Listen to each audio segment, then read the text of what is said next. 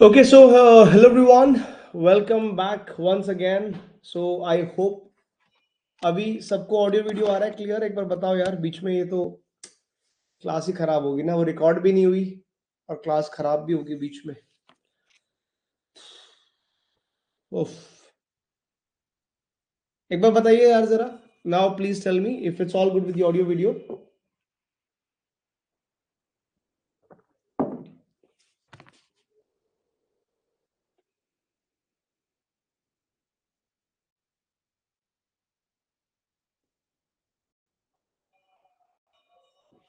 All good, ठीक है। वो पता है क्या इशू हुआ है, मैं बताता हूँ आपको। मैंने पूछा ना, अभी टीम से पूछा मैंने,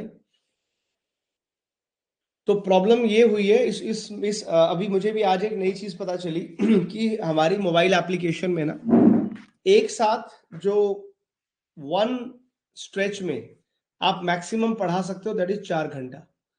कोई भी एक लाइव क्लास मैक्सिमम 4 घंटे की हो सकती है, ठीक है। तो कुछ मोबाइल एप्लीकेशन में इशू आया कि उसने गलती से उसको लगा कि हमारी क्लास 4 घंटे से चल रही है, इसलिए उसने ऑटोमेटिकली क्लास को एंड कर दिया। तो ये हुई है प्रॉब्लम पिछली क्लास में, समझिए, और कोई इशू नहीं है। तो ये है वो प्रॉब्लम कि वन स्ट्रेच में हम मैक्सिमम 4 घंटे पढ़ सकते हैं। तो कुछ टाइमर का कैलकुलेशन का इशू था, जिसने उसको बीच में एंड कर दिया।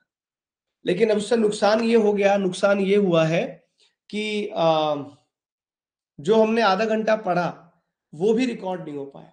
तो थोड़ा सा रिपीट कर दूं मैं आप लोगों के लिए, क्योंकि बाकी बच्चे भी बाद में रिकॉर्डिंग देखेंगे, उनको बेसिक सी चीजें पता नहीं चलेंगी। मैं क्विकली कर दूंगा, 10 मिनट में कर दूंगा, पर थोड़ा सा रिपीट कर ले। आप लोग को कोई प्रॉब्लम तो नहीं आएगी? आप लोग बुरा तो नहीं मानेंगे थोड़ा रिपीट कर दूंगा तो? है भाई, क्योंकि वो रिकॉर्ड ही नहीं हुआ है, वो सेशन ही रिकॉर्ड नहीं हुआ, वो बीच में ही खराब हो गया। ठीक है, चलिए, थैंक यू सो मच। सो ये मान के चलिए कि this is the fresh beginning, है ना? और मैं ऑनेस्टली बताऊं, पढ़ाने वाले को बहुत बुरा लगता है, क्योंकि अब उस टाइम पे जो पढ़ा है ना, मेरा दोबारा पढ़ाने का बिल्कुल मन नहीं करता। ऐसा होता है, अगर आपने एक सेशन पढ़ाया ना, आपको सेम चीज दोबारा पढ़ाने का मन ही नहीं करेगा। लेकिन फिर भी I will do it, because मुझे रिकॉर्ड तो करना ही है, बाकी बच्चे जो बाद में देखेंगे उनके लिए। तो चलिए, एनीवेज, लेट्स लेट्स फ्रेश, सब भूल जाओ, पुराना सब भूल जाओ, ठीक है। तो शुरुआत करते हैं फटाफट से हमारे चैप्टर नंबर 5 की दोबारा से। और है इसमें बहुत कुछ सीखने को तो मिलता ही रहेगा। और जिन बच्चों ने अगर पहली लाइव नहीं देखा तो आप दोबारा लाइव देख लीजिएगा। तो चलिए, let's begin. Let's start with chapter number 5, which is the Harappan culture, the Harappan culture also known as the bronze age. तो शुरुआत करते हैं हमारे इस चैप्टर से दोबारा से एक बार। अब इसमें हड़प्पन सिविलाइजेशन का जो चैप्टर नंबर 5 है, इसको हम लोग ब्रॉन्ज एज के तरीके से भी पढ़ेंगे, ठीक है। तो जो हड़प्पन सिविलाइजेशन कहो, वैसे इसका नाम हड़प्पन क्यों पड़ा, हड़प्पन का रीजन मैंने आपको समझाया भी था। वैसे तो ऑफिशियल नेम इज सिंधु घाटी सभ्यता, which is Indus valley civilisation. But Harappa जो थी, because that was the first site to be discovered, 1921 में सबसे पहली जो साइट डिस्कवर हुई, that was Harappa. That is why the name is also Harappan civilisation. Official name is Indus valley civilisation, ये आपको ध्यान में रखना है। इसमें आप पढ़ोगे as the bronze age civilisation. इसको ब्रॉन्ज एज सिविलाइजेशन भी कहेंगे, क्योंकि यहाँ पे इन्होंने ब्रॉन्ज का बड़ा इस्तेमाल किया। अच्छा, लास्ट क्लास में जो हमने चैप्टर नंबर 4 में आपको बताया था कैलकोलिथिक एज में, तो कैलकोलिथिक टाइम्स में ही बताया था कि ब्रॉन्ज वो लोग ज्यादा यूज नहीं कर रहे थे। और ये भी समझाया था कि ब्रॉन्ज के इस्तेमाल से ही ये सिविलाइजेशन जो है, ये अर्बन सिविलाइजेशन बन पाए। तो ब्रॉन्ज का बड़ा इंपॉर्टेंस है। और ब्रॉन्ज के इस्तेमाल से दुनिया की बहुत सारी ऐसी सभ्यताएं हैं जो अर्बन सिविलाइजेशन बनी है, बिकॉज ब्रॉन्ज जो है कंपैरेटिवली ज्यादा मजबूत होता है, इसकी एप्लीकेशन ज्यादा है। अगर आप इसको कंपेयर करोगे कॉपर से, तो कॉपर में जब टिन मिलता है तो आप उसका एलॉय बना रहे हो बेसिकली। कॉपर में टिन मिला करके आप ब्रॉन्ज बनाते हो ना, तो वो आपका ज्यादा मजबूत एलॉय बनता है। तो आइए जरा शुरुआत करते हैं इस चैप्टर की, और कुछ इंपॉर्टेंट पॉइंट्स, कुछ इंपॉर्टेंट चीजों से जो है हम लोग स्टार्टिंग करेंगे। कुछ चीजें हमने ऑलरेडी आपको बताई हैं, थोड़ा सा चीजों को पिकअप करेंगे पीछे से।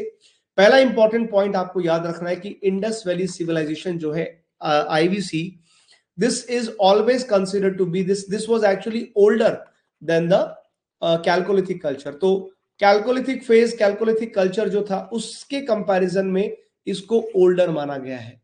ये उससे पुरानी है, लेकिन it is far more developed, ये उससे कहीं ज्यादा डेवलप्ड है।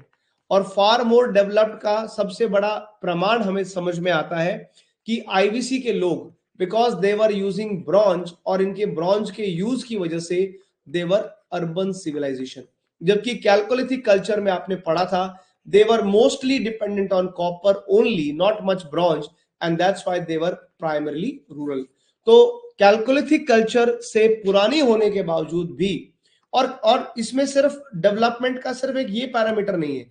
आप देखिए आईवीसी के लोग जो है, इन्होंने अपनी राइटिंग, अपनी भाषा, सब कुछ डेवलप किया, अपना स्क्रिप्ट डेवलप किया, जबकि ऐसा कोई एविडेंसेस कैल्कोलिथिक कल्चर में तो हमने नहीं पढ़ा। इनफैक्ट कैल्कोलिथिक कल्चर की लिमिटेशन में आपको पढ़ाया था मैंने कि भाई उनके पास खुद की लिखने के लिए जो है कोई स्क्रिप्ट भी नहीं थी, इसलिए उनके रिकॉर्ड्स बड़े रेयर हमको मिलते हैं। जबकि आईवीसी के लोगों ने तो बकायदा प्रॉपर अपनी स्क्रिप्ट, जिसको बोस्ट्रोफिडन स्क्रिप्ट कहते हैं, पिक्टोरल स्क्रिप्ट, वो अलग बात है कि हम डेसिफर नहीं कर पाए, इसकी वो अलग चीज है कि भाई हम उसको भी पूरा डिकोड नहीं कर पाए, क्योंकि आईवीसी के लोगों की जो स्क्रिप्ट थी वो बोस्ट्रोफिडन थी, और पिक्चर्स के थ्रू पिक्टोरल स्क्रिप्ट वो लोग यूज करते थे, और लिखते भी ऐसे थे, राइट से लेफ्ट, लेफ्ट से राइट, ये करके। इसको हम डेसिफर उतना नहीं कर पाए हैं, लेकिन इनके पास स्क्रिप्ट तो थी अपनी, तो they were very much far ahead, and they were urban civilisation also. अच्छा, सबसे इंपॉर्टेंट पॉइंट जो आपको मैंने मैप पे भी दिखाया था, ये जो एरिया कवर्ड है, इंडस वैली सिविलाइजेशन में कौन कौन से एरियाज को कवर किया। अगर एरियाज कवर्ड पे कभी सवाल आ जाए, एमसीक्यू आ जाता है कई बार, मे बी इट्स पॉसिबल कि बताओ इंडस वैली सिविलाइजेशन ने कौन कौन सा एरिया कवर किया है, तो यहाँ पे एरिया कवर्ड में you will see the parts of Punjab, Punjab का हिस्सा है, इसमें हरियाणा का हिस्सा भी आपको मिलेगा। पंजाब हरियाणा के अलावा आपको पाकिस्तान के सिंध का हिस्सा मिलेगा, बलूचिस्तान का हिस्सा मिलेगा, बलूचिस्तान के अलावा you will have the parts of Gujarat, Gujarat के अलावा राजस्थान का हिस्सा है, और you have the western UP, पूरा उत्तर प्रदेश नहीं मगर कुछ वेस्टर्न इलाका यूपी का आपको मिलेगा।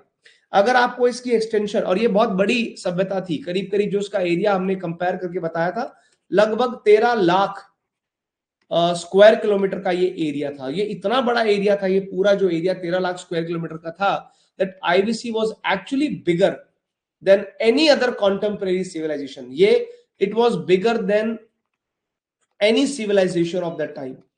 Any civilization of that time includes even the bigger civilizations like Egypt। तो क्या इजिप्ट की सभ्यता, क्या मेसोपोटामिया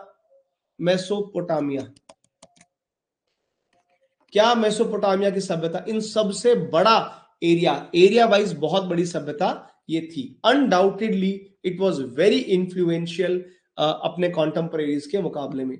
अगर विद इन, आपको इसका एक छोटा सा मैप हमने आपको समझाया था, तो आप ऐसे करके मार्क कर सकते हैं कि ऊपर नॉर्थ में जम्मू से लेकर के नीचे साउथ में नर्मदा नदी तक फैली ये सभ्यता, और ईस्ट वेस्ट में ईस्ट के मेरठ, यूपी मेरठ से लेकर के, और जो आपकी मकरान कोस्ट है, जो Makran coast which is in Baluchistan Pakistan, वहां तक का ये पूरा area was the Indus valley civilisation का एरिया। अब इतना बड़ा एरिया है तो इसकी साइट भी बहुत है, तो इसमें अगर आप साइट्स देखिएगा, करीब 1500 से ज्यादा साइट अभी तक हमने डिस्कवर करी है, छोटी बड़ी मिला के।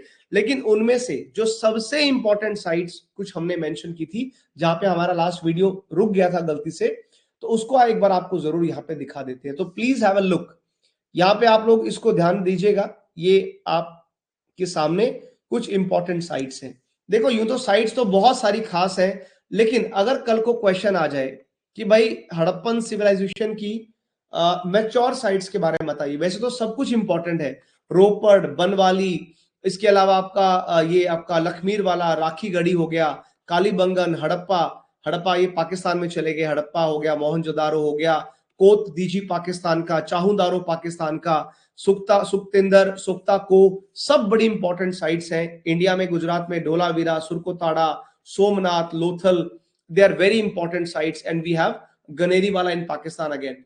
बट इन साइट्स में कैसे आपको याद रखना है, अब उसका कुछ तरीका याद रखने का। मान लो क्वेश्चन आ जाए कि भाई हमको वो साइट्स बताइए जो मोस्ट इंपॉर्टेंट साइट है, जहां पे आपको सबसे बेहतरीन mature phase, mature Harappan site या मैच्योर आईवीसी कल्चर मिलता है। मैच्योर का मतलब होता है, मैंने लास्ट टाइम बताया था, the peak of a civilisation.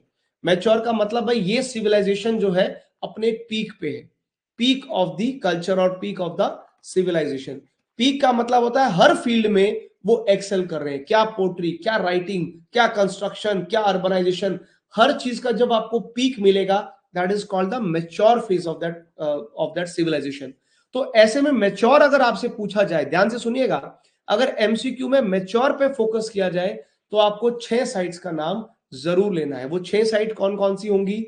Harappa, Mohenjodaro और चाहुदारो, ये 3 साइट तो पाकिस्तान की आपको याद रखनी है। इंडिया में आपको लोथल याद रखना है, कालीबंगन याद रखना है और बनवाली। ये जो 6 साइट आपको मैंने बताई, ये मोस्ट इंपॉर्टेंट मैच्योर फेज की साइट है। इसमें पर्टिकुलरली जो कालीबंगन और बनवाली है, इनमें एक बात और खास है, इन्होंने मैच्योर के साथ साथ प्री और मैच्योर दोनों देखा है। क्योंकि प्री और मैच्योर, तो इसने एटलीस्ट इसने 2 फेजेस ऑफ द आईवीसी देखे हैं। और किस किसने? कालीबंगन ने और बनवाली ने। अगर क्वेश्चन ऐसा भी आ सकता है कि भाई बताओ वो साइटें जिसमें 3 फेजेस हड़प्पन सिविलाइजेशन के देखे गए, तीनों ही फेजेस का मतलब प्री, मैच्योर और पोस्ट। ऐसी साइट अगर पूछे तो 2 साइट आपको दिमाग में रखनी है, गुजरात की ढोलावीरा और हरियाणा की राखी गढ़ी। ये वो 2 साइट्स हैं जिन्होंने 3 के 3 फेजेस ऑफ आईवीसी देखे हैं, यानी कि प्री हड़प्पन, मैच्योर हड़प्पन और पोस्ट हड़प्पन। और इसके अलावा they are famous for one more thing, that is fortification. ये अपने फोर्टिफिकेशन के लिए भी जाने जाते हैं। बड़े बड़े इन्होंने फोर्ट्स बना रखे थे दुश्मन के अटैक से बचने के लिए। तो फोर्टिफिकेशन और 3 फेज ऑफ आईवीसी, ये कॉमन फैक्टर है दोनों के बीच में। हालांकि साइज के हिसाब से देखेंगे, Rakhi Garhi was bigger, it was bigger than Dholavira, but दोनों साइड्स काफी इंपॉर्टेंट है।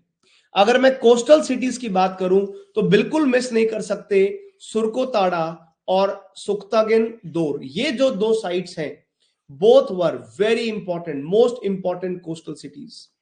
दे वर most important coastal cities of the IVC. और ये दोनों other than being coastal cities, ये एक और चीज के लिए फेमस थी। दोनों ही जगह पे बहुत मशहूर, बहुत फेमस सिटाडल हमको देखने को मिलते हैं। ये सिटाडल क्या होते हैं? ऐसे ऐसे बड़े ऊंचे से एरिया पे बड़ा सा जो फोर्ट बनाया होता है, बड़ा सा पैलेस बनाया होता है, मोस्टली रॉयल फैमिलीज के लिए, दैट इज कॉल्ड सिटाडल। तो दोनों जगह पे अपने सिटाडल भी मिलते हैं। ठीक है सर? तो this is another important point that you need to remember, that you need to know. यहीं पे गुजरात में ना 2 और साइट है, यहाँ पे मेंशन नहीं कर रखी है, वो मैं आपको लिखवा दूंगा, उसके बारे में बात करेंगे। ओके, हाँ एक चीज, अच्छा इसमें एक चीज नोटिस करना, मैं लास्ट टाइम भी बता रहा था आपको, राखी गढ़ी कौन सी नदी पे है? घग्गर रिवर। तो राखी गढ़ी के बारे में एक चीज याद रखिएगा, हरियाणा में ये नदी है घग्गर नदी। अब घग्गर नदी इंपॉर्टेंट क्यों हो जाती है भाई? ये एक इनलैंड नदी है, this is a inland river. और सर इनलैंड रिवर हम किसको बोलते हैं? इनलैंड रिवर वो होती हैं जो ओशन तक नहीं पहुंच पाती, बीच में ही आपकी ड्राई अप हो जाती है लैंड के ऊपर। भारत में 2 ऐसी बड़ी खास नदियां हैं, एक घग्गर, ये हरियाणा से होकर गुजरती है, और दूसरा है लूनी रिवर। लूनी जो है वो भी आपकी इनलैंड रिवर है, वो भी पूरा नहीं पहुंचती और रन ऑफ कच्छ में जाकर के खत्म हो जाती है, वहां तक नहीं पहुंच पाती आपके ओशन तक। इसी में जब मैं आपको लिखवा रहा था, इसमें कुछ हम लोग इससे भी रीड कर रहे थे, अपने स्लाइड से भी रीड कर रहे थे। तो एक एक यहाँ पे एक चीज और नोट कर लीजिए, जैसे आपने अलग अलग फेज पढ़ लिया, कुछ साइट प्री की पढ़ ली है ना। अब एक नटशेल, कटशेल, अगर क्वेश्चन आ जाए ऐसी कौन सी साइट है जिसने प्री और मैच्योर दोनों हड़प्पन फेजेस देखे हैं, तो प्री और मैच्योर आईवीसी देखने वाली दो साइट आपको मैंने बता दी, एक बनवाली आपको बताई और दूसरी आपको क्या बताई थी, बनवाली के अलावा कालीबंगन। अगर क्वेश्चन आ जाए सिर्फ मैच्योर साइट्स बताओ, सबसे खास मैच्योर आईवीसी, तो फिर मेरे पास 6 साइट्स जो मैंने आपको मार्क करवाई। सवाल आ जाए कि वो बताओ जिसने तीनों के तीनों फेजेस देखे हैं, ऑल 3 फेजेस देखी हैं, तो फिर आपका नाम लिखवाया था मैंने ढोलावीरा और राखीगढ़ी। अब एक आखिरी चीज भी नोट कर लीजिए स्टार मार्क के साथ, वो साइट जिन्होंने लेट हड़प्पन फेज देखा है, लेट हड़प्पा आखिरी फेज जहां पे डेवलप हुआ, वो साइट है रंगपुर और रोजड़ी। ये रंगपुर और रोजड़ी जो है ये दोनों they are part of Kathiawar peninsula in Gujarat. तो अब आपके पास एक पूरा का पूरा एमसीक्यू के लिए आपके पास असला तैयार है कि पूछो मेरे से और मैं यहाँ पे आंसर दे दूंगा। ये सारी चीजें हमको अच्छे से बेहतरीन तरीके से याद होगी। आई थिंक यहीं तक हमने करवाया था। अब मुझे दोबारा एक बार देखना पड़ेगा ऐप में दिक्कत ना आ गई हो। भगवान चल रहा है कि नहीं चल रहा है? शुक्र है चल रहा है। जल्दी से बताओ भाई, यहां तक सबको क्लियर हो गया? तो 2-2 बार क्लियर हो गया। सर क्या पूछ रहे हो, एक बार की सब 2-2 बार क्लियर हो गया आज तो। सबने नोट कर लिया यहां तक? किसी का कुछ छूटा तो नहीं है? अगर लिखते वक्त किसी का कुछ छूट जाए तो प्लीज बता दिया करो, मैं रिपीट कर दूंगा। हाँ जी क्लियर एकदम, फटाफट सबके ठकाठक ठकाठक फास्ट फॉरवर्ड आने चाहिए। मेरा तो एक बार ना पूरा एंथुजियाज्म ही चला गया था। मैं क्या यार, कल संडे को बैठ के पूरा चैप्टर तैयार किया। हाँ, कल संडे को बैठ के इतनी मेहनत करके इतने बच्चे इतने प्यार से तो मैंने ये चैप्टर बनाया बच्चों के लिए, और ये क्या हो गया है मेरी मोबाइल ऐप को सुबह सुबह। मैं तो बड़ा परेशान हुआ। मैं क्या यार, ये गलत बात है भाई, ये बिल्कुल गलत बात है। मोबाइल एप्लीकेशंस खराब नहीं होनी चाहिए। रोजी रोटी है भाई, ऐसे हाथ जोड़ के माथा टेक के शुरू करते हैं हम लोग सुबह सुबह। ठीक है, चलो अब आ जाओ, अब बनाने नोट्स। अब आगे नेक्स्ट टॉपिक, ये तो हो गया जनरल इंट्रोडक्शन। ठीक है सर, अब क्या लिखें?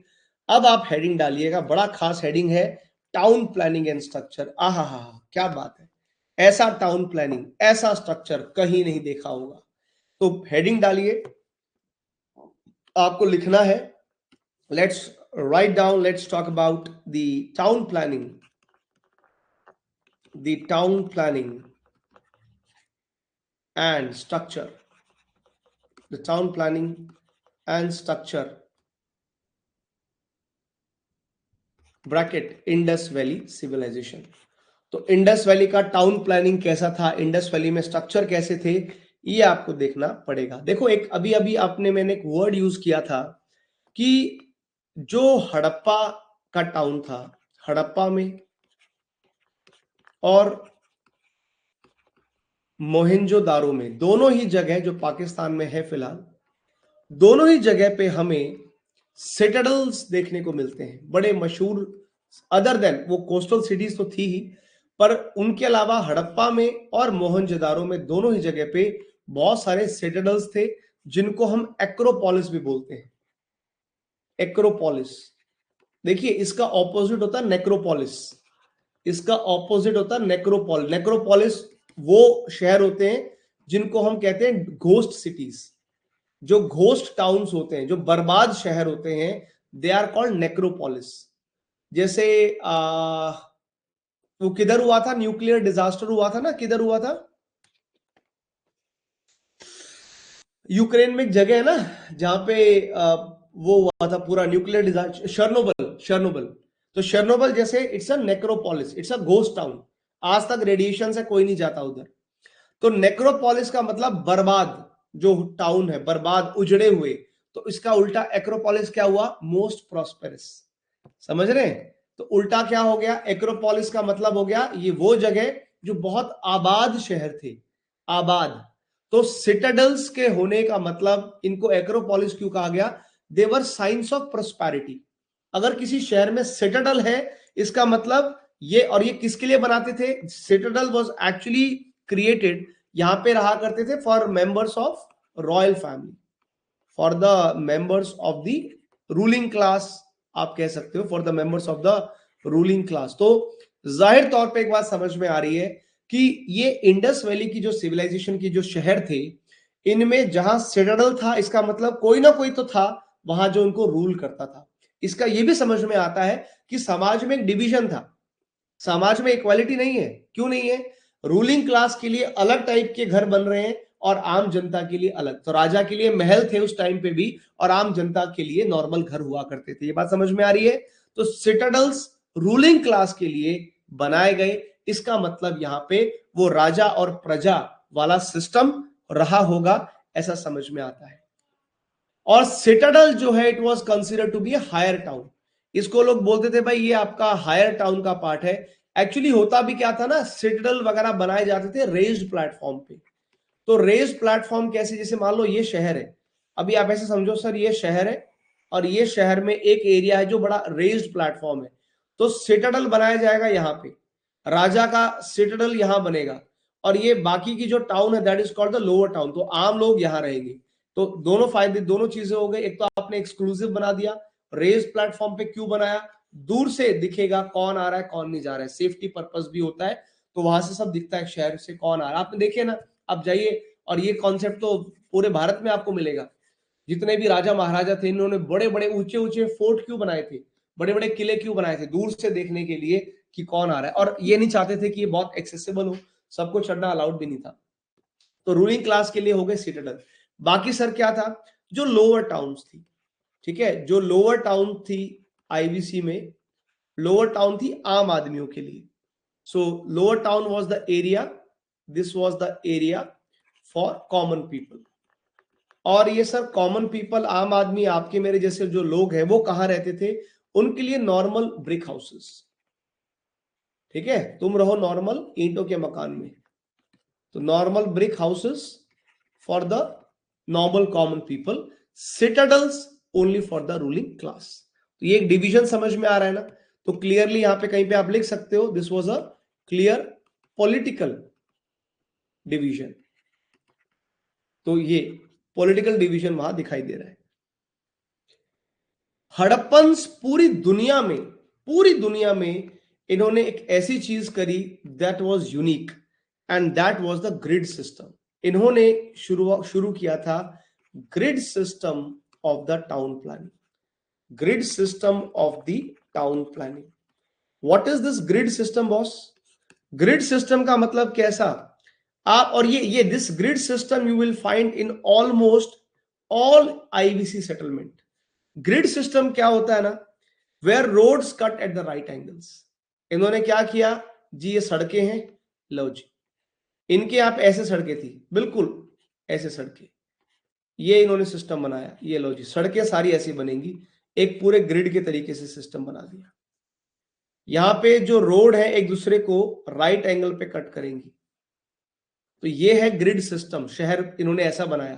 तो जो है, जो भी घर बनेंगे इनके बीच में बनेंगे, और उसके ऊपर आपको इस तरह से सड़कें always at right angle to each other.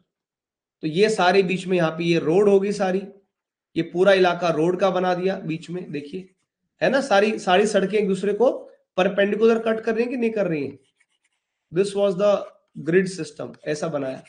और बीच का जो इलाका है ये लोगों के घर के रहने के लिए, कि यहां रह लो, यहां अपने घर वर बनाओ इस तरह से। तो बीच में हुआ करते थे घर, और right angles. This was the grid system of town planning.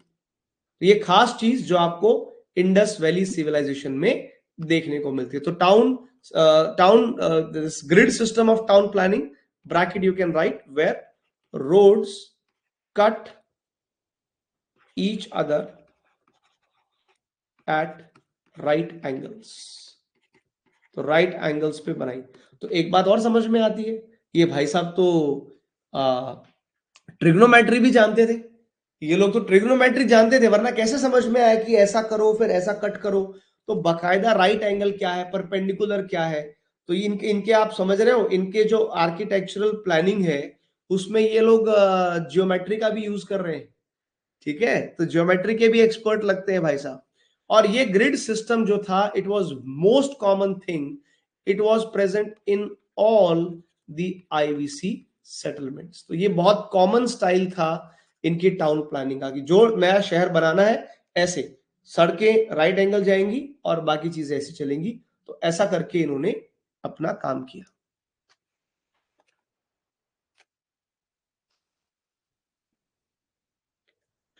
अब सारे शहरों की बात तो आप कर रहे हो सर, उसमें एक खास शहर की बात करनी पड़ेगी और वो है मोहनजोदारो। मोहनजोदारो जो है, ये एक ऐसा शहर है सभी आईवीसी साइट्स में से जिसको माना जाता है कि भाई ये शहर में आपको एक्सट्रीमली रिच स्ट्रक्चर देखने को मिलते हैं, एक्सट्रीमली रिच इन स्ट्रक्चर्स, बहुत ही शानदार आर्किटेक्चर। अब बहुत ही शानदार अगर इनका आर्किटेक्चर रहा है, बहुत रिच आर्किटेक्चर रहा है, इसका मतलब क्या कि मोहनजोदारो जो टाउन था, then it must have been prosperous. It must have been a prosperous town, isn't it? तो prosperous रहा होगा, prosperity रही होगी, prosperity थी, खुशहाली थी, पैसा था, रिच थे। इसका मतलब ये भी शो करता है कि भाई इसका मतलब इनके यहाँ पे जो टैक्सेशन वगैरह था वो बढ़िया था। अगर इनके यहाँ पे इतने शानदार स्ट्रक्चर बनाने में पैसा तो लगा होगा। इनकी प्रॉस्पेरस टाउन के पीछे समझ में आता है, देखो कितनी बढ़िया चीज है। आप आर्किटेक्चर देख के समझ रहे हो कि यार यहाँ लोग अमीर रहे होंगे, इनके पास पैसा था, और पैसा रहा होगा, मतलब that actually shows, even their rich architecture shows their effective taxation, कि अच्छा खासा टैक्स यहां लिया जाता होगा, तो टैक्सेशन अच्छा था, तभी तो ये टाउन बड़ा प्रॉस्पेरस था। और प्रॉपरली इनका लेबर सिस्टम भी बड़ा अच्छा रहा होगा। एक अच्छा लेबर सिस्टम, एक अच्छा टैक्सेशन सिस्टम होने की वजह से ही इन्होंने इतने शानदार कारनामे किए आर्किटेक्चर में, और बहुत ही एडवांस आर्किटेक्चर, नॉर्मल नहीं, एकदम बहुत ही ज्यादा एडवांस्ड आर्किटेक्चर बन रहा था मोहनजोदारो में। इनका इंफ्रास्ट्रक्चर नेक्स्ट लेवल पे था। और इनके इंफ्रास्ट्रक्चर में मुझे दो चीजें बात करनी पड़ेंगी। मोहनजोदारो के अगर आप इसका एग्जांपल लेना चाहें, बड़ा एडवांस स्ट्रक्चर का, तो एक एग्जांपल मेरे दिमाग में आता है द ग्रेट बाथ। ये स्ट्रक्चर आप देखिएगा, द ग्रेट बाथ करके इनका एक स्ट्रक्चर है, अभी हम उसके बारे में जिक्र करेंगे। उसमें उसको देख के प्रोबेबली शायद ऐसा अंदाजा लगाया जाता है कि probably that was a place of ritual bathing.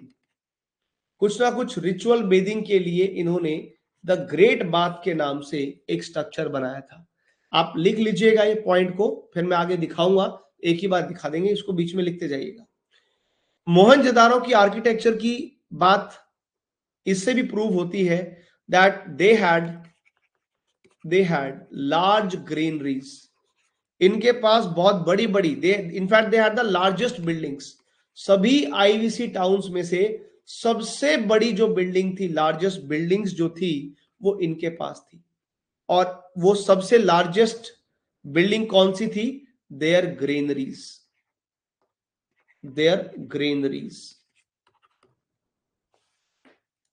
Granary क्या होती है? जहां पे ये लोग अपना आटा पीसते थे। ये ऐसे नहीं पीसते थे आटा, घरों में आटा जैसे पीसते ना, अपना सारा गेहूं रखते थे उस ग्रेनरी में, और ऊपर से वो ग्रेनरीज जो थी वहां पे इनकी specially for threshing the grains बनाई गई थी। ये जो ग्रेनरीज थी, दे वर द बिल्डिंग्स मेंट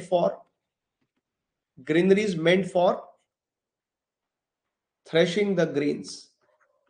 तो पूरा जो और कौन से ग्रेन खास तौर पे? वीट एंड बार्ले, जो इनके फेवरेट हुआ करते थे। तो वीट और बार्ले को वहां स्टोर करना, उधर उन ग्रेनरीज के अंदर उनके ग्रेन्स को अलग करना। तो जो ग्रेनरीज थी वो बहुत शानदार थी और बहुत बड़ी। अगर कल को एमसीक्यू आ जाए कि भाई कौन से टाउन में सबसे लार्जेस्ट ग्रेनरीज मिलती हैं, तो आंसर है मोहनजोदारो। इसका ये मतलब नहीं है कि कहीं और ग्रेनरीज थी नहीं। There were 6 granaries in Harappa too, there were 6 granaries in Harappa also. तो हड़प्पा के पास भी थी, लेकिन लार्जेस्ट जो थी वो मोहनजोदारो के पास हुआ करती थी। आप ये पॉइंट याद रख के चलिएगा। अब पहले आपको ग्रेट बात एक बार दिखा दूं, यहां तक का फटाफट से पॉइंट आप नोट कर लीजिए, फिर आपको मैं दिखा देता हूं।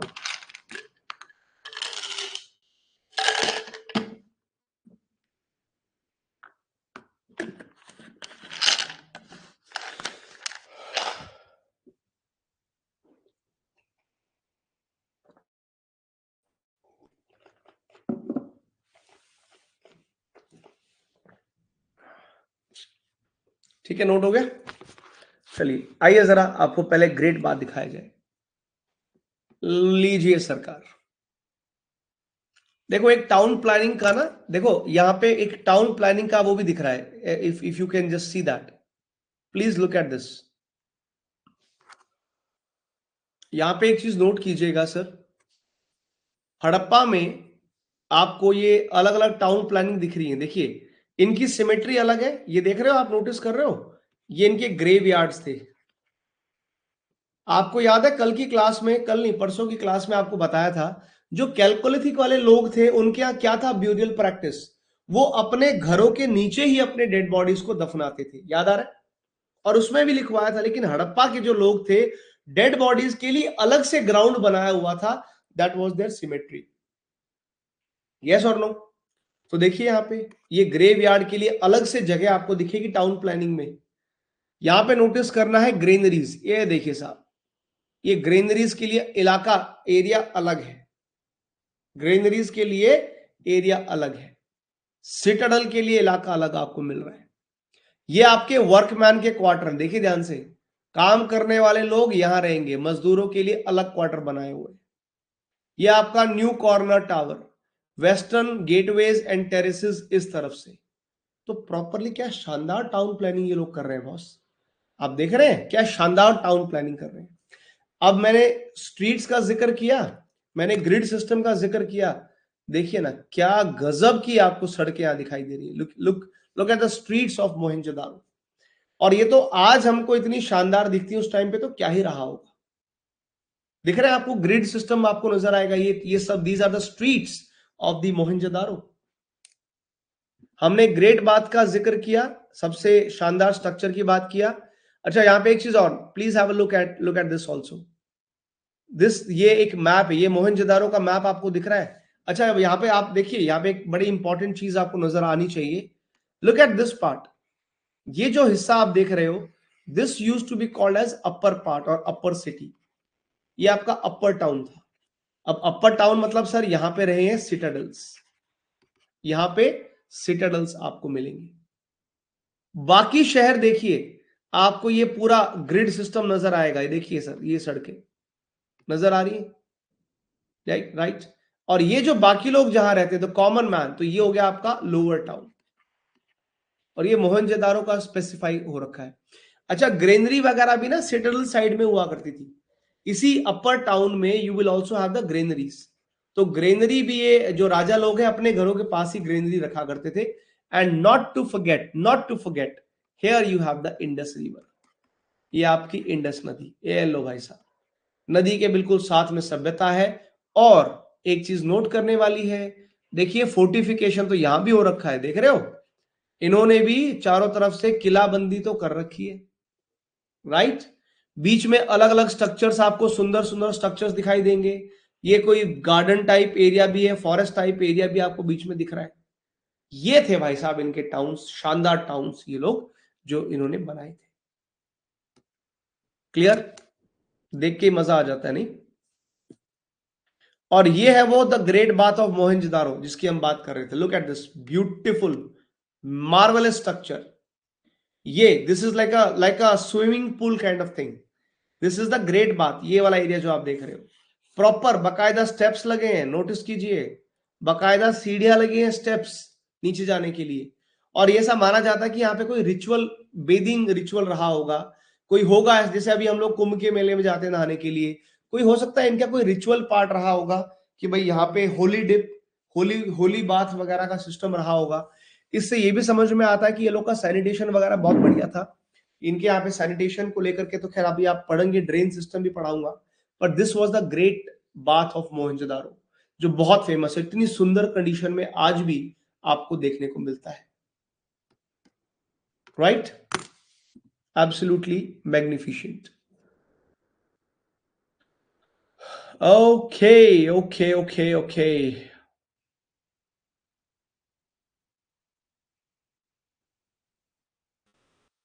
अभी तो और अभी नोट्स मेकिंग पे रहो, अभी तो और कुछ बताना है। अच्छा एक चीज आपने नोटिस की, जो भी आपने स्ट्रक्चर अभी तक देखे, लेट्स सी आपके विजुअल्स कितने पक्के हैं। अभी तक जो भी आपने टाउन प्लानिंग के हिस्से जो भी चीजें देखी, have you noticed there was a remarkable use of burnt bricks? Have you noticed that the IVC people, there was remarkable use of the burnt bricks, है कि नहीं है? शायद इसीलिए भी, क्योंकि इन्होंने भाई ये बर्न्ट ब्रिक्स का यूज किया, शायद इसीलिए इनके स्ट्रक्चर आज तक मौजूद है। बर्न्ट ब्रिक क्या होती है? पक्की पक्की ईंटें, जिन ईंटों को पकाया जाता है, भट्ठे में पकाते हैं ना, पहले मिट्टी की बनाते हैं ईंटें, फिर सुखाते हैं, फिर वो ईंटें जो है भट्ठे में जाती हैं, वो पकती हैं, पक के आती हैं। तो आईवीसी के लोगों ने बर्न्ट ब्रिक्स का इस्तेमाल किया, और ये भी हमने लास्ट टाइम किया था कि वो कैल्कोलिथिक वाले क्या यूज कर रहे थे? मड ब्रिक्स, कच्ची ईंटें थी कैल्कोलिथिक के पास, तो ये उनसे एडवांस है कि नहीं है? तो ये बर्न्ट ब्रिक्स का इस्तेमाल कर रहे हैं, पक्की ईंटों का इस्तेमाल कर रहे हैं। इनफैक्ट रिमार्केबल यूज तो किया, बर्न्ट ब्रिक्स का इस्तेमाल किया इन देयर सिटीज, और सिर्फ रिमार्केबल नहीं, in fact they were the one जिन्होंने अभी तक की सिविलाइजेशन में सबसे लार्जेस्ट यूज इन्होंने किया, सबसे ज्यादा बर्न्ट ब्रिक्स इन्होंने ही इस्तेमाल की। सोचिए, जब आईवीसी के लोग बर्न्ट ब्रिक्स यूज कर रहे थे, इनके साथ की जो इजिप्ट के लोग थे उस टाइम पे, they were still using the dried bricks. Egypt के अंदर जब ड्राइड ब्रिक्स यूज हो रही थी, तो भारत के लोग कितने एडवांस बर्न्ट ब्रिक्स का इस्तेमाल कर रहे थे बॉस। मेसोपोटामिया के लोग क्या कर रहे थे? तो मेसोपोटामिया के जो लोग थे, वो लोग इस्तेमाल कर रहे थे बेक्ड ब्रिक्स का। सबकी अपनी अपनी टेक्निक्स थी। तो अगर कल को मैच द फॉलोइंग आ जाए, तो इजिप्ट वालों के लिए ड्राइड ब्रिक्स, मेसोपोटामिया के लिए बेक्ड। अच्छा, आप लोग कंफ्यूज मत होना, मेसोपोटामिया क्या है? मेसोपोटामिया की सभ्यता वो ईरान इजराइल वाली, जो आज का जो प्रेजेंट डे ईरान और इजराइल है, सॉरी इजराइल कह रहा हूं, ईरान और इराक। मेसोपोटामिया की सभ्यता वो है जो प्रेजेंट डे ईरान और इराक का इलाका है, दैट इज मेसोपोटामिया। ठीक है ना, ये ध्यान रखिएगा। इजिप्ट की सभ्यता कौन सी नदी के किनारे? नाइल, नाइल नदी के किनारे। मेसोपोटामिया की सभ्यता कौन सी नदी के किनारे? रिवर बताइए जरा, कई बार पढ़ने को मिलती है।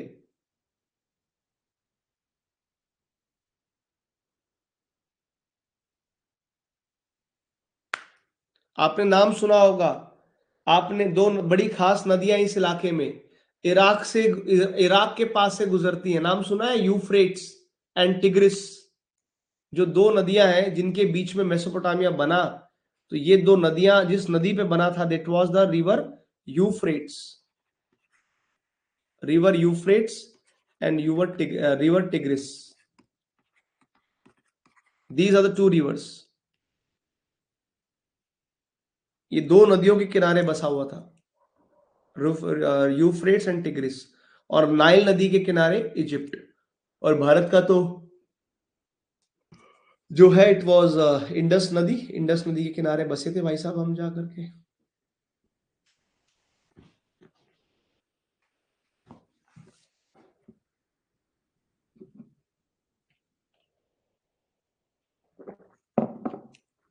ठीक हो गया बॉस?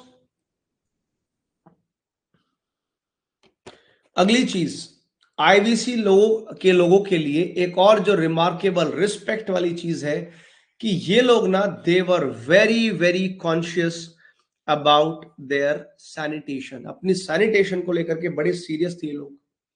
इंडस वैली लोगों के पास था बहुत ही इंप्रेसिव ड्रेनेज सिस्टम। इन्होंने एक बहुत इंप्रेसिव ड्रेनेज सिस्टम डेवलप किया था बॉस। इन्होंने जो नालियों का सिस्टम किया था ना, इनकी नालियां भी कवर्ड थी, नालियां कवर्ड थी। इनफैक्ट सोचिए, there was also use of the manholes. जो आज प्रेजेंट डे में आपने देखे ना, नालियों के अलग अलग मैन होल्स होते हैं बीच में, जिनको ओपन करके कुछ प्रॉब्लम होती है तो उनको चेक करते हैं, देखा होगा आपने मैन होल्स वगैरह। ये इनका इनका जो नालियों का सिस्टम था, ये इतने पर्टिकुलर थे कि इन्होंने बाकायदा मैन होल्स यूज किए थे अपने ड्रेनेज सिस्टम को साफ सुथरा रखने के लिए। नालियां एकदम कवर्ड, एकदम शानदार नालियां। तो दैट शोज। और ये जो सिस्टम आप देखते हो ना, कोर्ट यार्ड्स में बाथरूम हर घर में, every house was well connected. ये जो इनका ड्रेनेज सिस्टम था, एक शहर का ड्रेनेज सिस्टम था, तो जो सिटी का पूरा ड्रेनेज था, सिटी का जो पूरा ड्रेनेज था, that was well connected with each house. हर घर के साथ, हर घर के नीचे से, जैसे अपने घरों में होता है, अपने जो सारे घर का जो गंद है, जो सारे घर का वेस्ट होता है, वो जाकर के शहर के ड्रेनेज में कनेक्ट होता है ना, बिल्कुल वही सिस्टम ये लोग ने शुरू किया था। And that was impressive, crazy system. And that shows, that actually showcases their value of sanitation. ये कितना साफ सुथरा रहना पसंद करते सैनिटेशन के लिए। उस टाइम में भाई साहब ड्रेनेज बना रहे हैं, सोचिए। इनफैक्ट एज अ नोट आप लिखना चाहें तो प्लीज इस बात को मैं हाईलाइट करना चाहूंगा। एक नोट में आप ये बात लिखिएगा, no other bronze civilization, no other bronze civilization, no other bronze civilization or bronze age civilization to be more precise, no other bronze age civilization gave so much attention to health, so much attention on cleanliness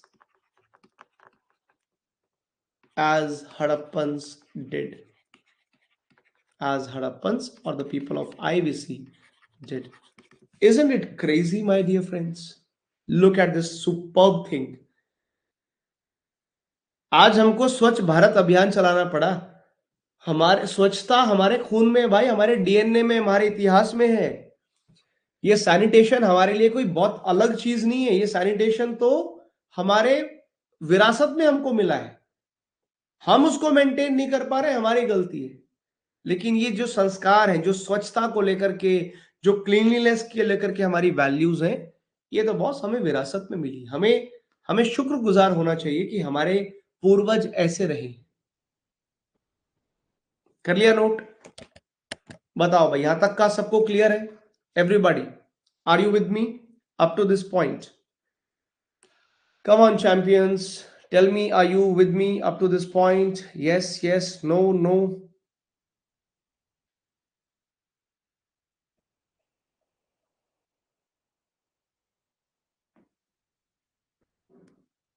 clear?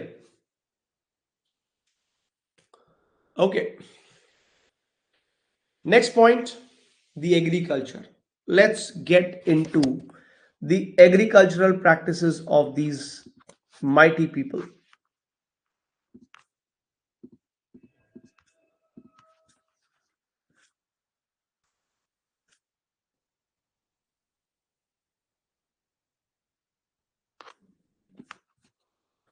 देखो ये वाला point मैंने यहाँ पे लिखवाया हुआ है आपको ना, ये देखो नोट्स में मिल गया ना ये वाला पॉइंट।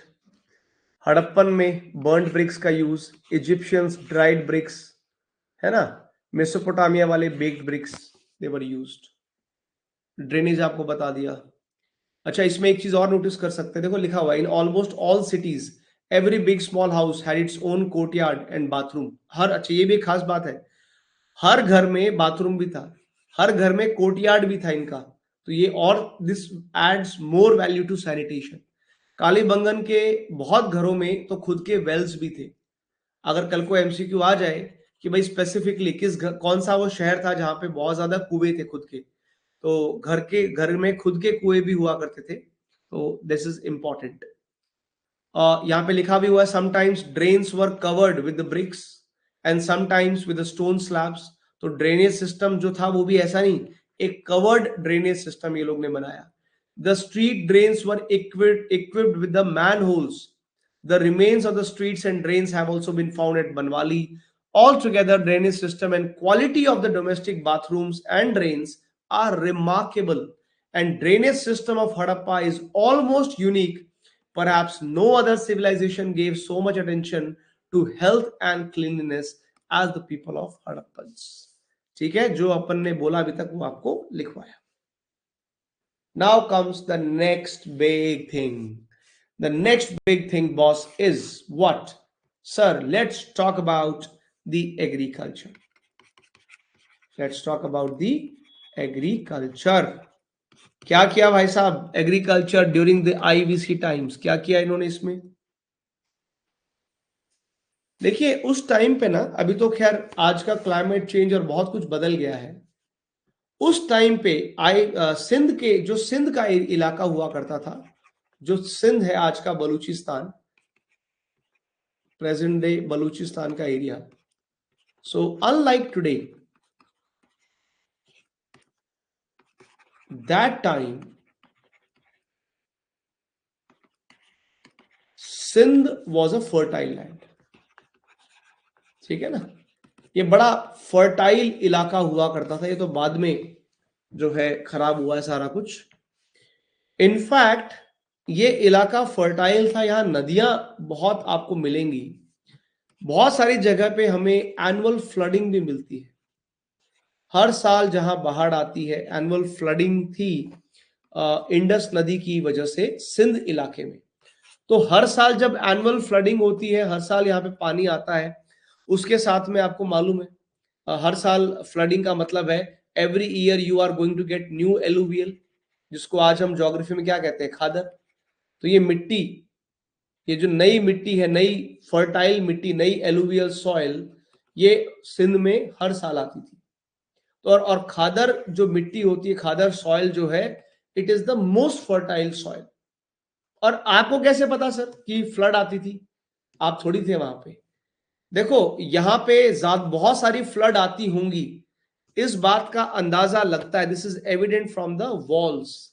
बहुत सारी रिटेनिंग वॉल्स मिलती हैं। This is quite evident from the retaining walls. तो ये लोग ने उस फ्लडिंग को रोकने के लिए रिटेनिंग वॉल्स बनाई हुई थी एट द बैंक्स। ठीक है ना, एट द रिवर बैंक। और भाई क्यों, सोचने वाली बात है ना, किसी भी नदी के दोनों तरफ आप क्यों दीवारें बनाओगे? आप, क्योंकि आपको पता है वो बार बार फ्लडिंग आती है, बार बार बाढ़ आती है। तो उनके रिटेनिंग वॉल्स को देख के समझ में आता है, और फिर समझ में आता है कि अच्छा, अगर यहाँ बाढ़ आती होगी तो ये इलाका बड़ा फर्टाइल भी रहा होगा। ठीक है साहब, तो बड़ा शानदार ये इलाका था उस टाइम पे।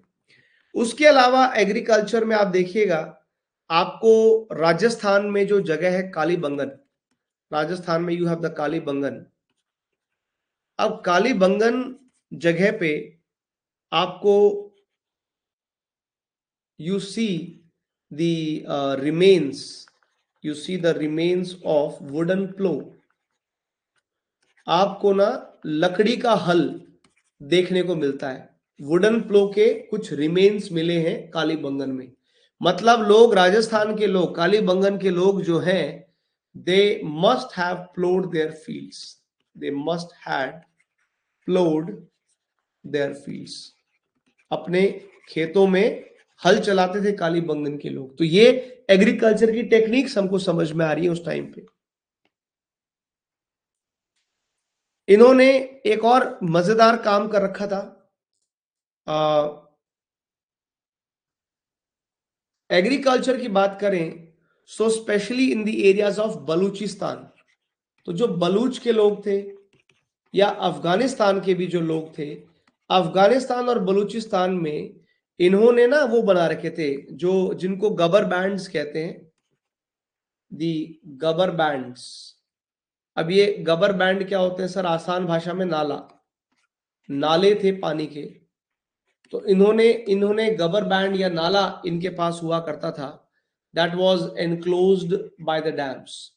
तो ये डैम वगैरह का भी यूज करते थे ये लोग। अब बलूचिस्तान और अफगानिस्तान के लोग डैम्स वगैरह का यूज करते थे फॉर स्टोरिंग द वाटर। तो सोचिए, वाटर स्टोरेज के भी एविडेंसेस हैं।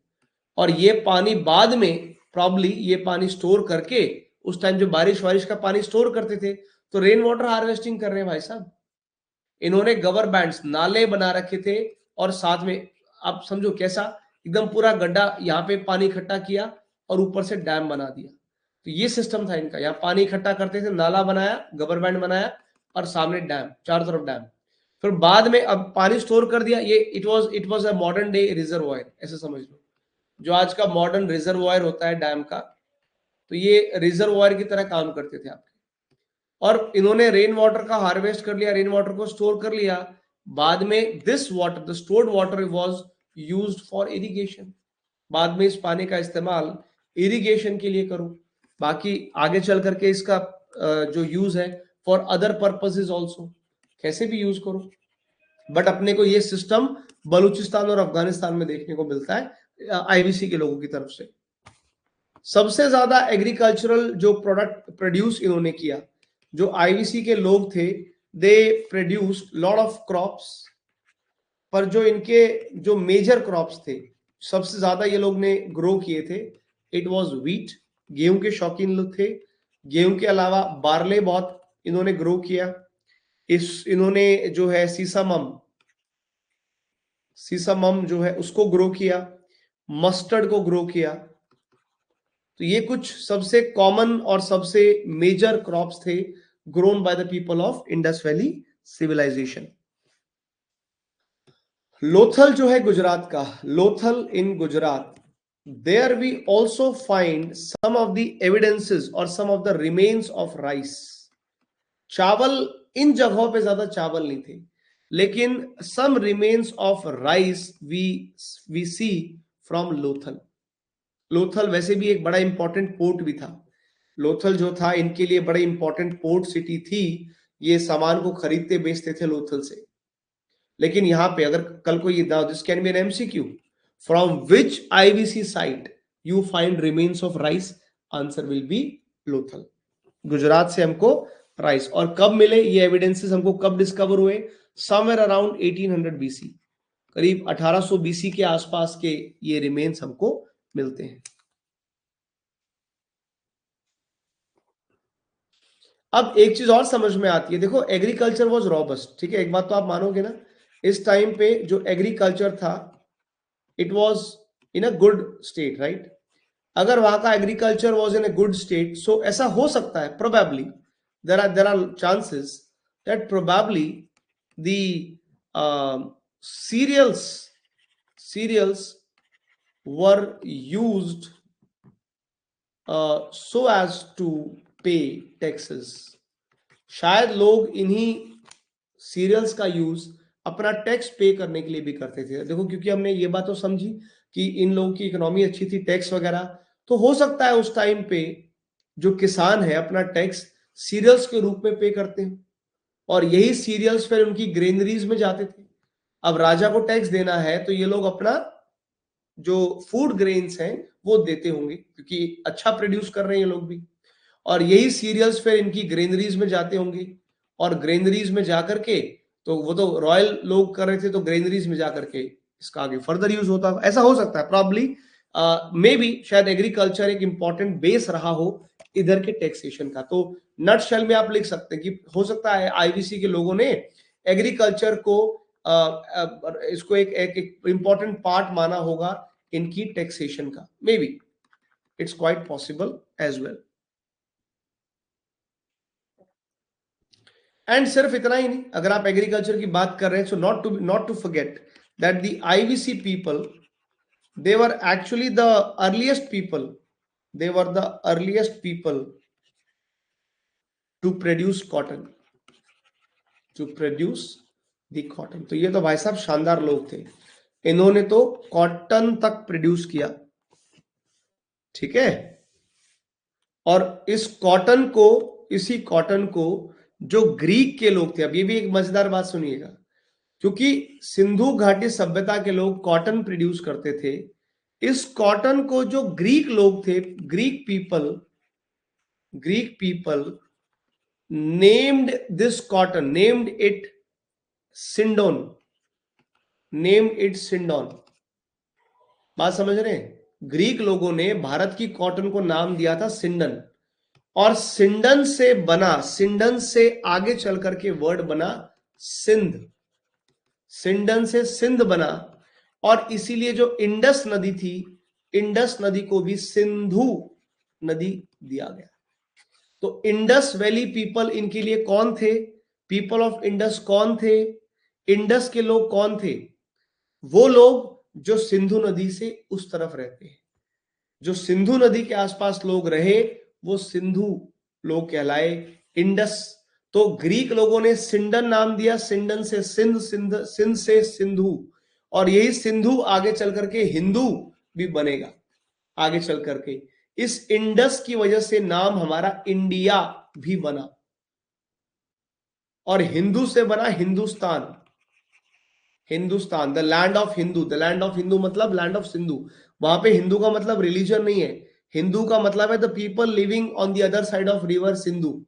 और कुछ लोग, वो आई थिंक ऐसा कुछ था, आई थिंक कौन से लोग थे, some Persians, I don't know, I mean Romans, और प्रॉब्ली कुछ थे जिनको स उनसे नहीं बोला जाता था, तो सिंधु का उन्होंने हिंदू कर दिया, Sindhu became Hindu. There were some people who were not comfortable with pronunciation of S.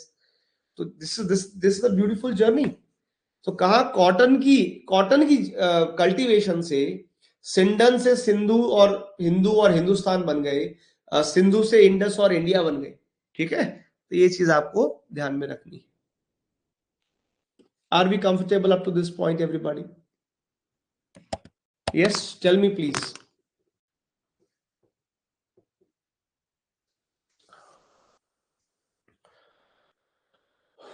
Yes, comfortable up to this point?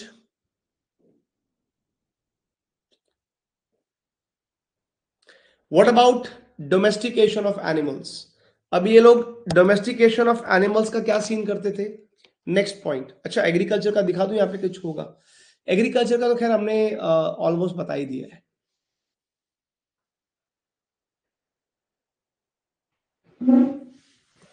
देखो यहाँ पे कंपैरिजन भी लिखा हुआ है ना इन्होंने यहाँ पे कि आज जो रेनलेस है, एक जमाने में इंडस रीजन जो है काफी फर्टाइल हुआ करता था, और आपको मैंने बताया भी, अभी तो मुश्किल से 15 सेंटीमीटर का भी बारिश नहीं आता उस एरिया में। तो Sindh was a fertile part of the country. Indus में बहुत सारी नेचुरल वेजिटेशन भी पाया जाता था उस टाइम पे, जिसकी वजह से बहुत ज्यादा रेनफॉल उस एरिया में होती थी। इनफैक्ट ये वेजिटेशन बड़ी इंपॉर्टेंट थी वहां के लोगों के लिए, इंडस के लोगों के लिए, बिकॉज इस वेजिटेशन से जो आपको टिम्बर मिलता था, जो लकड़ी आपको मिलती थी टिम्बर, तो टिम्बर उस टाइम पे बड़ा इंपॉर्टेंट फ्यूल था। जो हम ये कह रहे हैं ना कि अच्छा ये बर्न्ड ब्रिक्स का यूज कर रहे हैं, तो वो बर्न्ड ब्रिक्स बनाते कैसे थे? उन ब्रिक्स को बेक करने के लिए भी तो लकड़ी का इस्तेमाल होता होगा। और लकड़ी क्यों आ पा रही थी? क्योंकि सिंधु घाटी सभ्यता में वेजिटेशन थी, क्योंकि वहां पे रेनफॉल होता था। देख रहे हो, एवरीथिंग इज कनेक्टेड। तो history is connected by geography, and geography shaping the history, right? And ये जो टिम्बर है, टिम्बर इन्होंने यूज किया बर्न ब्रिक को करने के लिए, अपने कंस्ट्रक्शन के लिए भी, घरों के कंस्ट्रक्शन में भी टिम्बर मिला, क्योंकि सिंधु घाटी में जंगल बहुत हुआ करते उस जमाने में। Natural vegetation was destroyed by extension of agriculture. अब ये क्यों हुआ, नेचुरल वेजिटेशन क्यों खत्म हो गई? उसका एक बड़ा कारण तो था एग्रीकल्चर, कि जब यहाँ के लोग एग्रीकल्चर करने लगे तो उन्होंने बहुत सारे जंगल काटे अपने एग्रीकल्चर करने के लिए, तो वो नुकसान हुआ आगे चल करके, और वो नुकसान आज भी प्रेजेंट डे भी हो रहा है। बड़े स्केल पे ग्रेजिंग, इन्होंने, इनके पास जानवर थे बहुत सारा, इन्होंने जानवर रखा, तो इनके पास बहुत सारा डोमेस्टिकेट ये लोग ने किया, अपने एनिमल्स किए। इनके पास oxen, buffaloes, they had goats, sheeps, तो ये पिग्स, ये सब इनके पास हुआ करता था, वो भी बड़े लार्ज स्केल पे। इसीलिए ग्रेजिंग की वजह से भी वो सारा एरिया खराब हुआ, और फिर फ्यूल के लिए जंगल काटे गए, लकड़ियां काटी, खूब लकड़ियां काटी अपने ईंधन के लिए, फ्यूल के लिए। तो that far more important reason for fertility seem to have. अच्छा, ये आपको ऑलरेडी बताया मैंने, ये फर्टाइल्स के फर्टाइल होने की वजह क्या थी? जो हर साल, एवरी ईयर, जो यहाँ पे फ्लडिंग होती थी, हर साल का flooding was the major reason. और ये अपने को समझ में आता है, कि समझ में आता है इस एरिया में ये सब हो रहा था, क्योंकि हमने दीवारें बनाई ना, मैंने बोला रिटेनिंग वॉल्स हैं फॉर प्रोटेक्शन। इट शोज कि फ्लड्स हर साल यहां आती होंगी, तो एविडेंसेस अपने को मिल गए। इनफैक्ट एक और इंपॉर्टेंट चीज, जो इंडस नदी, एक्चुअली में अब आप बोलेंगे सर पर एक बात बताओ, वो भी तो नदियों के किनारे हैं, चाहे वो इजिप्ट की जो नाइल नदी है, वो भी तो इजिप्शियन भी ग्रो उसी हिसाब से करने चाहिए। एक्चुअली इंडस नदी में खास बात क्या थी मालूम है? देखो इंडस आ रही है ऊपर पहाड़ों से, इंडस हिमालयास के उधर से मानसरोवर के पास से गुजरती हुई हिमालयास को क्रॉस करती हुई नीचे आती है ना। इंडस नदी ना बहुत ज्यादा एलुवियल सॉइल कैरी करती है as comparatively to the Nile river, और इसीलिए इसके जो फ्लड प्लेन्स थे, ठीक है, वो बहुत ज्यादा प्रॉस्पेरस हुए क्योंकि मिट्टी यहां ज्यादा फर्टाइल थी एज कंपेयर टू जो नाइल ने इजिप्ट की सभ्यता किया, उससे कहीं ज्यादा मिट्टी इधर की ज्यादा प्रॉस्पेरस थी। ठीक है बॉस। और ये इंडस के जो लोग थे ना, ये नवंबर के महीने में अपने सीड्स को सो करते, और पानी वगैरह अच्छा था, फर्टिलिटी बढ़िया थी, और अप्रैल के आसपास ये लोग जो है harvest of wheat barley in April before the advent of next flood, तो अगले फ्लडिंग से पहले पहले अपनी फसलें काट लिया करते थे। अगर आप आज भी देखोगे, this is present day, you call it as rabi season. No, आज इसको आप क्या बोलते हो? आज आपके लिए राबी सीजन है, और आज भी इंडिया में वीट और बार्ले को लगाने का यही बेस्ट टाइम है। तो ये लोगों ने फिगर आउट किया, उस टाइम पे फिगर आउट किया, है ना। एक और मजेदार चीज, नो हो और ploughshare has been discovered, but burrows discovered in pre-Harappan site Kalibangan show the fields probably would have been plowed in Rajasthan also। तो अलग से कोई बहुत ज्यादा हो या प्लो शेयर तो नहीं मिले, लेकिन कई जगह पे एविडेंसेस हमको मिले हैं कि यहाँ पे प्रॉब्ली जो है इन्होंने प्लोइंग तो की है, प्लोइंग हुआ है उस टाइम पे कालीबंगन में, फरोज वगैरह वहां डिस्कवर, तो अंदाजा लगाया गया। समझो आप मेरी बात को, एग्जैक्टली क्या, कई बार क्या होता है कि आपको एग्जैक्टली उसके उसके वुडन शेयर मिल गया, यहाँ पे उस फरोज को देखते हुए, जो आपने देखा नहीं जब हल चलाते हैं तो मिट्टी ऐसा बीच की मिट्टी इकट्ठी लाइन बनती जाती है, तो लाइनों को देख के अंदाजा लगा रहे हैं कि प्लोइंग इन्होंने किया होगा, और शायद हड़प्पन्स ने वुडन प्लो शेयर का इस्तेमाल किया, ऐसा हम मान के चलते हैं। ऊपर से अब आपको पता भी है इनके पास लकड़ी है, इनके पास टिम्बर है, लकड़ी इनके पास है, तो वुडन प्लो शेयर इन्होंने बनाए होंगे। हालांकि हमें यह नहीं पता whether the plough was drawn by man और ऑक्सन, ये नहीं पता कि उस हल को इंसान चलाता था या जानवरों से चलवाया जाता था, इसके कोई एविडेंसेस नहीं है। Stone sickles have been used for harvesting the crops. Governments और नालाज जो आपको मैंने बताए बलूचिस्तान अफगानिस्तान में, ये इनके इरिगेशन का हिस्सा था, बट चैनल और कनाल इरिगेशन से टू बी एब्सेंट। आप एक चीज और नोटिस कर लेना कि इस जमाने में, इस टाइम पे कनाल इरिगेशन का या चैनल इरिगेशन का कोई एविडेंस नहीं मिलता है। जो थोड़ा बहुत इरिगेशन का मिलता है वो ये गबरबंस या नाला यही थे इनके इरिगेशन के लिए, लेकिन अलग से कोई कनाल इरिगेशन नहीं था। अब कल को इस पे एमसीक्यू आ जाए कि भाई आईवीसी के लोगों ने तो कनाल इरिगेशन डेवलप कर दिया, आप बोलोगे नहीं, कनाल इरिगेशन सर ने कहा था, कनाल इरिगेशन नहीं था, चैनल इरिगेशन नहीं था। इरिगेशन का ये नाला वाला सिस्टम, डैम वाला सिस्टम ही इनके पास हुआ करता था।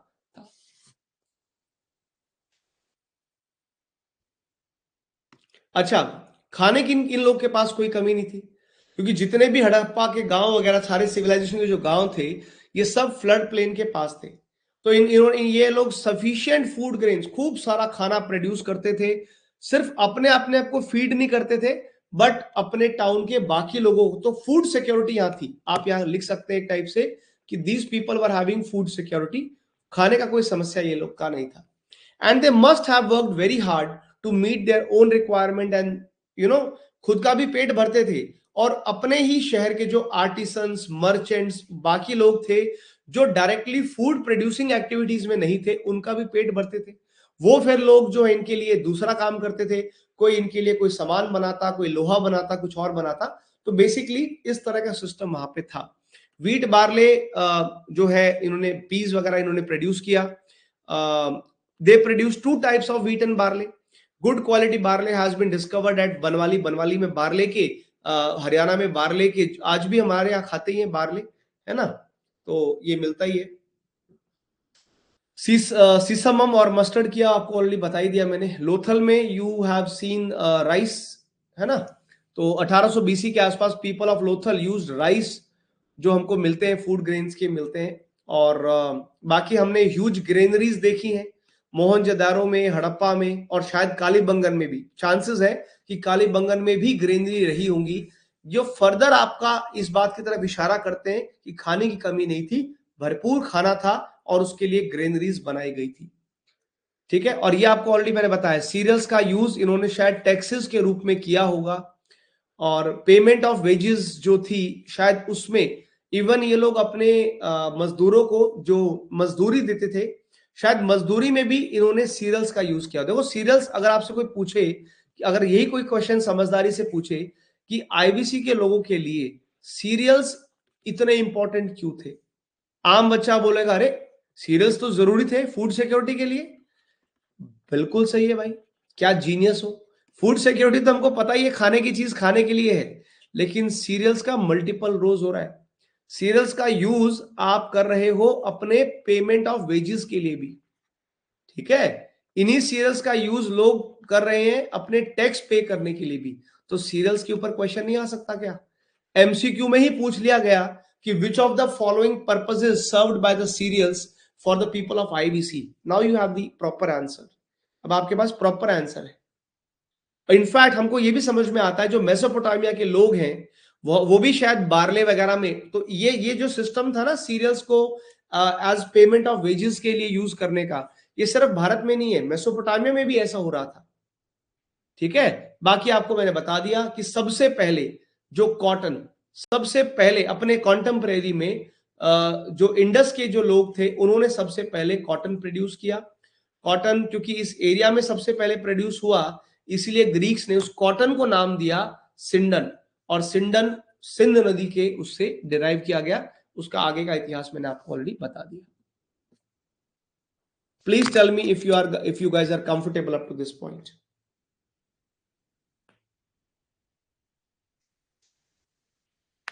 बनवाली हैड रेडियल, हाँ उसमें वो होंगे शिखा जी, हो सकता है, बिल्कुल हो सकता है। बनवाली में और भी स्ट्रक्चर्स होंगे, इसमें बिल्कुल है, बट एक जर्नल है, मतलब एक journal town planning was the grid system.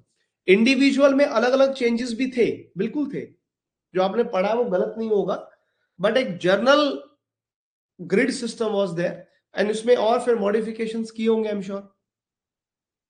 ठीक है, उसमें मॉडिफिकेशन जरूर हुए होंगे। चलिए, तो अब हमारी क्लास कंप्लीट होती है, ढंग से कंप्लीट हुई क्लास हमारी। तो आज के लिए फिलहाल इतना ही बॉस। अब ये बता दो इकोनॉमी की क्लास का क्या टाइम रखना है। अब हमने प्रॉपर कवर किया, अभी तो ये चैप्टर अभी तो बाकी है, चैप्टर में भी और भी बहुत कुछ डिस्कस करना बाकी है। तो मुझे आप जल्दी से बताइए इकोनॉमी की क्लास का टाइम। 1 मिनट में आता हूं।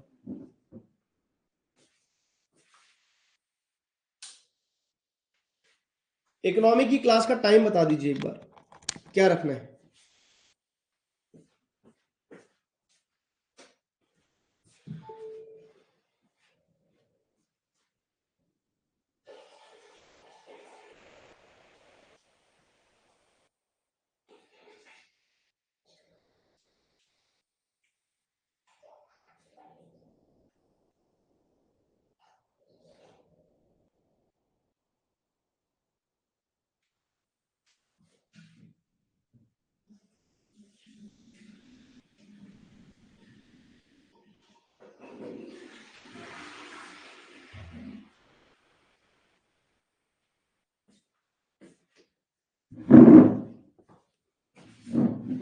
Can we make it 3?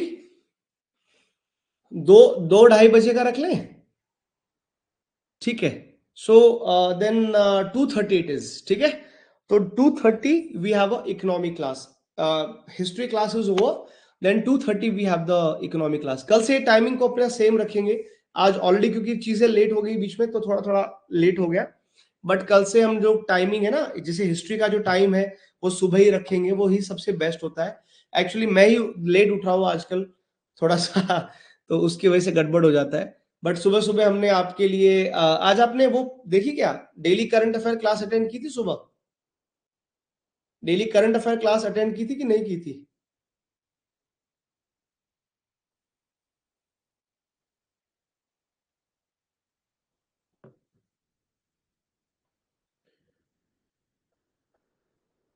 सुबह की थी ना अटेंड, ठीक है। चलिए, आज तो आपकी वो भी शुरू हो रही है शाम को 8:30 बजे, है ना? 8:30 PM today you also have the current affair classes, है ना? तो आपकी करंट अफेयर की क्लासेस भी शुरू हो रही है शाम से। आपके उसमें एनरोल कर लिया सब बच्चों ने? कोई बच्चा ऐसा तो नहीं जिसने अभी तक एनरोल ना किया हो? प्रशांत क्या कह रहे हैं? Clear sir, does they have the barter system? Yes, it seems so Prashant, it seems so. So probably एक बार्टर सिस्टम भी रहा होगा. ज्योग्राफी की क्लास होगी बच्चे, ज्योग्राफी की भी क्लास करेंगे. ज्योग्राफी क्लास का timing most likely it would be 5 PM. ठीक है, अपन अपन जो है 5 बजे के आसपास ज्योग्राफी की क्लास भी करेंगे. ठीक है, करना तो है, सारी चीजें करनी है यार. So 5 PM you have geography class and 2:30 you have economic class. Fine, fair enough. चलिए, अभी मैं अपडेट कर देता हूँ, आपके उस पर टाइमिंग अपडेट हो जाएंगे. चलिए, bye bye, take care, God bless you, Jai Hind, God bless you, bye.